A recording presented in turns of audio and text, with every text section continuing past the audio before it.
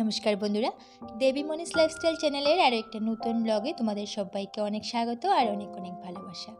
তো ভিডিওর শুরুটা দেখেই তো তোমরা বুঝতে পারছো যে কারো বার্থডে। তো বার্থডেটা কার সেটা নিয়ে হয়তো তোমাদের মনে সন্দেহ থাকতে পারে। তো বার্থডেটা হচ্ছে আমার প্রিয় মানুষটার, মানে আমার হাজব্যান্ডের বার্থডে আর কি।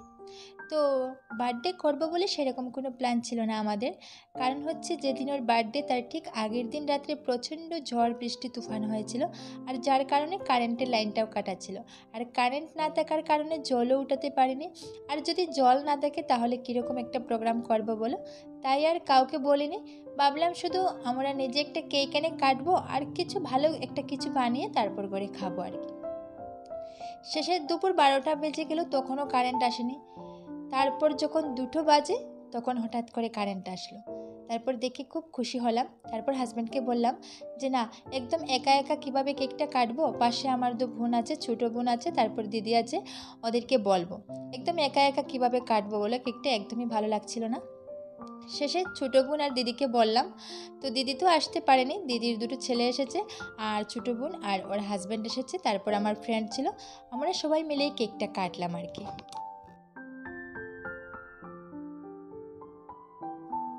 তো বুঝতেই পারছো যে আজকের প্রোগ্রামটা মানে বার্থডেটা আর কি একদম তাড়াহুড়োর মধ্যে হয়েছিল। আর বিশেষ করে আমিও ঘরে ছিলাম না, আমি ছিলাম ডিউটিতে। তারপর বর বাজার করে এনে সব কিছু রেখে গিয়েছে। আর ঘরে এসে দেখলাম একদম সব কিছু প্রায় এলোমেলো, মানে বাজার করে এনে সব কিছু বের করে খাওয়ার টেবিলের উপর রেখে দিয়েছে। তো সব কিছু মোটামুটি এলোমেলো। আমি ঘরে এসে তাড়াতাড়ি করে সব কিছু গুছিয়ে নিলাম। তারপর মাংসটা রেডি করছি আর কি।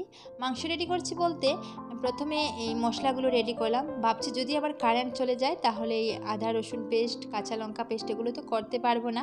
আর এগুলো না হলে কেমন করে মাংসটা রান্না করবো বলো। এগুলো পেস্ট করার পর যদি কারেন্টটা কিছুক্ষণের জন্য চলেও যায় তাহলে কোনো সমস্যা হবে না। আর এদিকে দেখো আমি মাংসটা রেডি করছি। তো আমার হাজব্যান্ড বাজার থেকে এই মাটন নিয়ে এসেছে। তো চিকেন আর আজ আনেনি, বিশেষ করে বার্থডে প্রোগ্রাম যেহেতু, তো মাটন নিয়ে এসেছে। আর মাটনটা কিন্তু ওর খুব ফেভারিট আর আমারও। তো দেখো এখানে মাংসটা একটু বেশি হয়ে গেছে, তাই 2টো বাটিতে মানে আলাদা আলাদা করে রেডি করছি আর কি। একদম পেঁয়াজ টিয়াজ দিয়ে সব কিছু দিয়ে প্রথমে এটাকে ঢলে তারপরে রান্না করব আর কি। তো 2টো বাটিতে আলাদা আলাদা করে আমি রেডি করছি।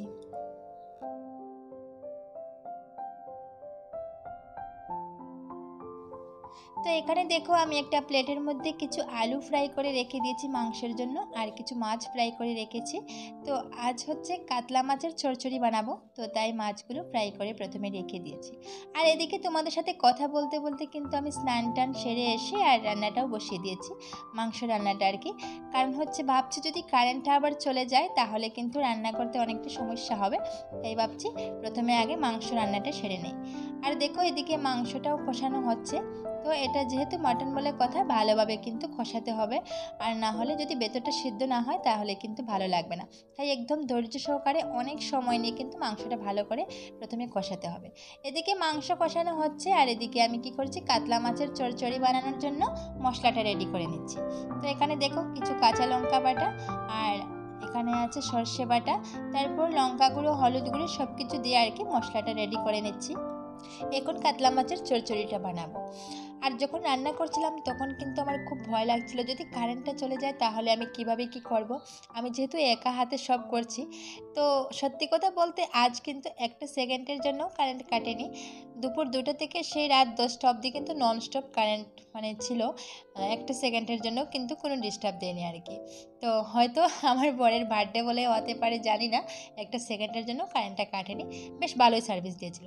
আর এদিকে দেখো মাংসটা আমি একটা ছোটো কড়াইয়ের মধ্যে বসিয়েছিলাম, বাট শেষে দেখছিলাম যে একদম নাড়তেই পারছি না, শেষে একটা বড় কড়াই এনে মাংসটা এটার মধ্যে ট্রান্সফার করে দিয়েছিলাম। আর এদিকে কথা বলতে বলতে দেখো আমার কাতলা মাছের চচ্চড়িটা প্রায় হয়েই গেছে।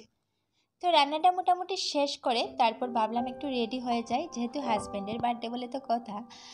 তো সিম্পল একটা শাড়ি পরলাম, আর কিছুই কিন্তু করিনি। এদিকে আমার ছোটো বোন এসে আমাকে দেখে বলছে যে বার্থডেটা লাগছে যেন তোর বার্থডে। তো হাজব্যান্ডের বার্থডে বলে কথা, আমি কি একটু রেডি হব না? তো এদিকে দেখো আমাদের কেক টিক প্রায় রেডি হয়ে গেছে, এবার কেক কাটবো। তো আরেকটা কথা তোমাদের বলি, যে আমি যদি কোনো কাজ প্ল্যান করে করতে যাই তাহলে কিন্তু কোনো দিনই সেটা হয় না। কেন জানি না। আর যদি প্লেন না করি তাহলে কিন্তু খুবই সুন্দর হয়। তো ভাবছিলাম আজকের ভিডিওর এন্ডিংটা খুবই সুন্দরভাবে দেবো বা স্টার্টিংটাই বলো, কিন্তু কিছুই হলো না। শেষে কি হলো বলো, কেক কাটার তো একটা ফটোও রাখতে পারিনি। আর কেক কাটার পর যখন আমরা খাওয়া দাওয়া করেছিলাম তখন কিছুই ভিডিও করা হয়নি, একদমই ভুলে গিয়েছিলাম। মনটা খুবই খারাপ লাগছিল জানো তো। তো খাওয়ার ভিডিওটা যেহেতু তোমাদের সাথে শেয়ার করতে পারিনি, তো তাই তোমাদেরকে বলেই দিই যে আমাদের বার্থডেতে কী কী খাওয়ার ছিল।